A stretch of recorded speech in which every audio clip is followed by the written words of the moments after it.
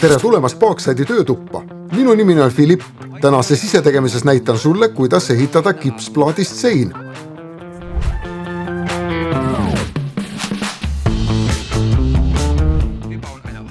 Selleks ehitame puitsõrestik seina, mis kaetakse ühel pool ainult kipsplaadiga ning teisel pool kahekordselt OSB-plaadi ja kipsplaadiga ning pahteldatakse kvaliteeditasemel 2. OSB-plaatide puhul saab kergemaid asju lihtsalt seina külge kruvida ega ole tüübleid vaja. Lisaks ehitame metallprofiilidega kipsseina, mis on ühel poolel kaetud ühe, teisel poolel 2 kipsplaadiga. Kahekordne katmine tagab suurema stabiilsuse ning võimaldab vastavate tüüblitega suuremat koormust kanda. Pinna viimistlesime kvaliteeditasemel 3 ja kandsime värvipüstoliga peale ühe kihi värvi. Kõik vajalikud materjalid ja tööriistad leiad nagu alati altpoolt juhendist. Alustame mõlemat tüüpi seinte puhul kõigepealt põhikarkassi ehitamisega. Selleks on vaja sirget seinajoont. Selle joonistame pliiatsi, mõõdulindi ja laseriga põrandale, seinale ja lakke.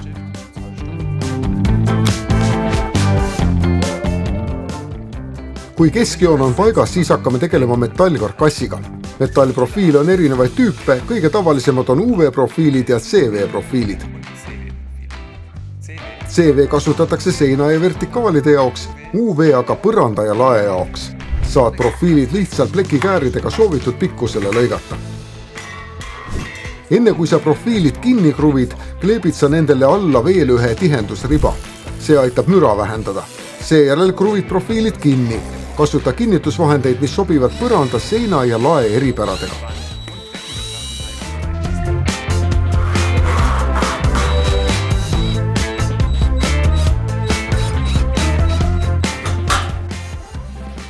Kui raamid on kinnitatud, saad CV-profiilid UV-profiilidesse asetada ja soovitud asendisse viia. Sa ei pea neid selleks kruvima. Oluline on vaid, et kõik CV-profiilid oleksid ühes suunas. Kõik avad peavad olema samas suunas.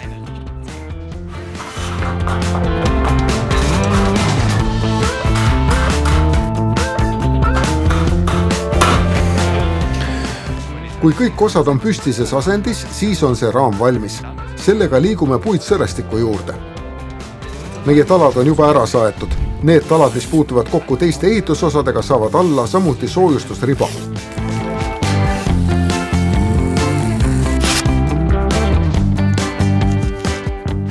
Siis joondad alumise tala keskjoone järgi, seinatala samuti ja keerad mõlemad kinni.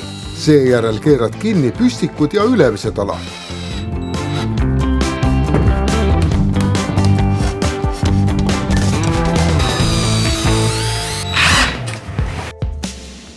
Nüüd on ka teine karkass valmis. Järgmine samm on plaatimine. Plaadid paigaldatakse hele poole ettepoole. Kruvid need lihtsalt karkassi külge. Iga tüüpi karkass vajab spetsiaalse kruvisid. Metallkarkassile peene keermega kruvi, puitkarkassile jämeda keermega kruvi. Mõlemad kruvitüübid on fosfaatkattega. See tähendab, et need on korrosioonikindlad, sest kipsplaadid tõmbavad niiskust ligi. Enne kruvide sissekeeramist veendu, et plaadi ja põranda vahele jääb 3 mm vahet, et sammu müra ei kanduks seina. Muide, 1 meetripulga lülidest on 3,5 mm paks, mis seega on hea mõõt vahemaa jaoks. Oluline on vältida ristvuuke. Sel juhul peab kitsas plaat olema vastu ülemist serva, samal ajal kui see vahe liigub allapoole. Kipsplaadi lõikamiseks kriimustad esmalt plaadi pinda, seejärel saad plaadi kergesti murda. Iga ühendusserv vajab faasi, et hiljem pahtel hästi peale jääks. Selle faasi teeme lihtsalt noaga.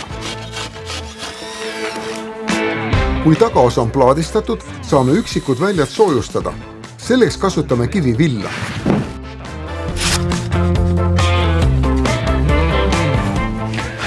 Kui sul on plaanis elektrijuhtmeid vedada, siis nüüd on selleks õige aeg.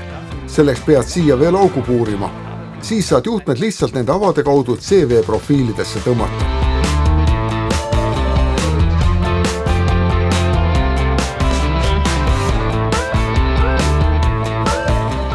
Pärast soojustamist saab selle poolega samamoodi plaadistada nagu tagakülge. Jäta ka seina ja vahe vahele umbes 3 mm ruumi, et heli oleks ka siin seinast isoleeritud. Nüüd jätkame pahteldamist.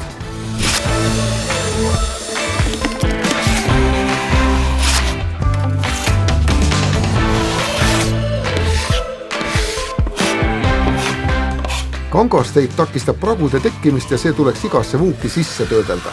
Pea meeles, et pese oma tööriistad kohe pärast pahteldamist ära, sest see on palju lihtsam, kui pahtel on veel värske. Kui sein on kuivanud, käi suure pahtellabi taga üle kõik ebatasasused. Siis on sein hästi ette valmistatud teiseks kihiks. Läheme nüüd kõigepealt OSB seina juurde.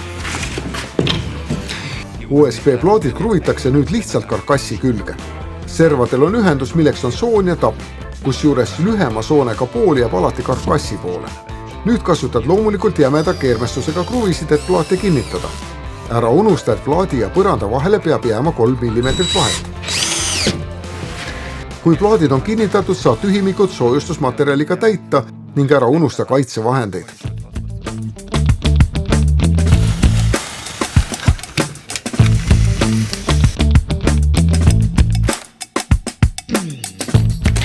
Kui tahad oma seinajuhtmeid vedada, siis nüüd on selleks hea aeg. Sa pead tegema puidust postkonstruktsiooni sisse avad, et juhtmeid paigaldada. Need avad tee kõik samale kõrgusele, et paneelidega katmisel teaksid, kuhu kruvi ei tohi keerata. Meil pole siin kaableid vaja ja saame jätkata kipsplaadi paigaldamisega. Need saame otse OSB plaadi külge kruvida. Ka metallkarkass sein kaetakse ühelt poolt topelt. Kruvime teise kihi kipsplaati nihkega, veidi pikemate peenkeermega kruvidega.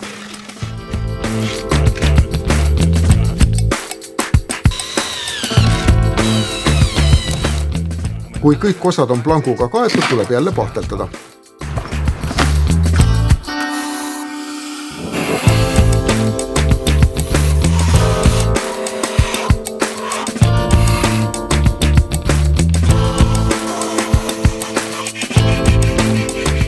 Pahteldatud pindadel on erinevad kvaliteediklassid. Q1 kuni Q4. Q1 tähendab ühe korra pahteldatud ja lihvitud pinda. Q4 tähendab, et pind on 4 korda pahteldatud ja lihvitud. Värvimiseks peab pind olema vähemalt Q2 tasemel. See tähendab, nüüd lihvime ja pahteldame veel korra.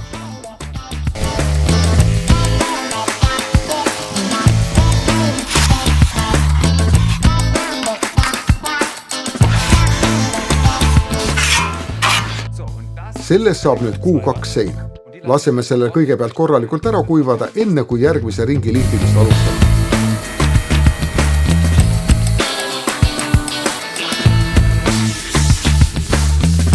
Nüüd on sellel seinal kvaliteedi tase 2. See tähendab, et nüüd võiks näiteks tapeeti panna. Kuid meie tahame seda seina värvida ja selleks sooviksin, et see oleks Q3. See tähendab veel kord pahteldada ja lihvida. Nüüd on sein peaaegu lõpuni ette valmistatud. See tuleb lihtsalt tolmust puhastada ehk tolmu imejaga üle käia, et saaksime seda pärast pihustada.